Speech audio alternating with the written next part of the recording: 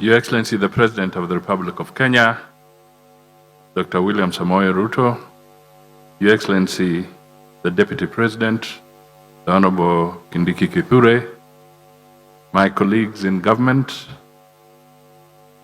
fellow Kenyans and participants in this very business-like and short but critical consultation with the President, distinguished guests, ladies and gentlemen. Your Excellency, I can only say that the PS has done in running us through the outline of the emerging or evolving foreign policy.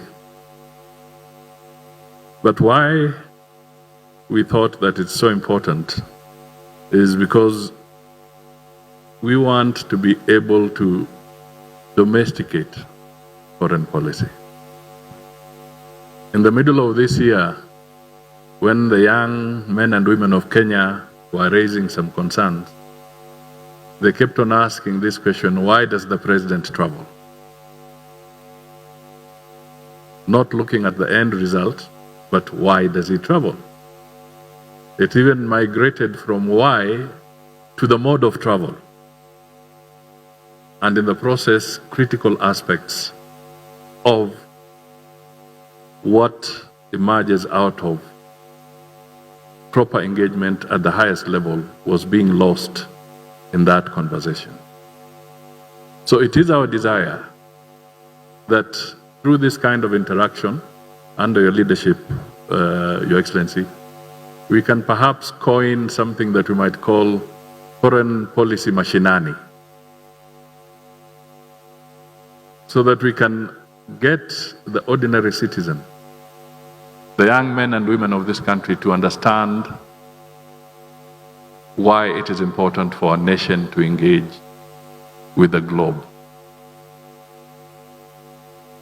Try and imagine yourself living in a country with a dormant foreign policy. A nation that is like an introvert, does not interact with anybody, does not talk to anybody. What kind of nation would that be? The reality is that the President of Kenya, in the 2.5 years or so since he took over, have dramatically reprofiled Kenya's image in the international arena. I can speak with confidence because I've made so many trips.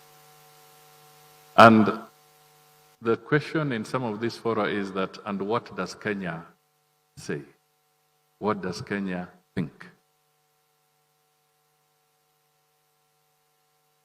That is important. For you, some of you who are politicians here, you know how it feels when you are at a public rally and a particular speaker speaks, and then when he walks away and leaves the arena, and you find the audience disappearing with him. It happens. But Kenya is becoming a pivotal state, a reference center, a nation where people want to know and ask and seek guidance from. That does not come easy, neither does it come lightly. So through this kind of conversation, how do we anchor Kenya's foreign policy? Through this conversation, how do we support it? How do we make sure that the budgeting process of our nation properly supports the foreign policy initiative, bearing in mind there are also competing interests in other sectors? These are issues that can only come through if we build sufficient consensus and be able to direct and know that what we are looking for has an impact on our people. So, Your Excellency, I was not setting you up, but I was just saying, they were asking, why do you travel? And that was a very telling statement. It meant that there's a communication gap that we need to fill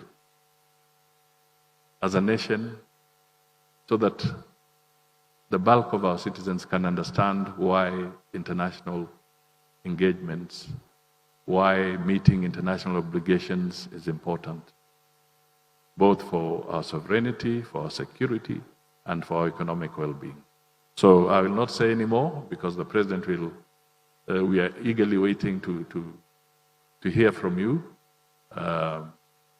and to guide us, so that the final documentation really captures the mood, the tone, the thought, the punch that you desire for this country.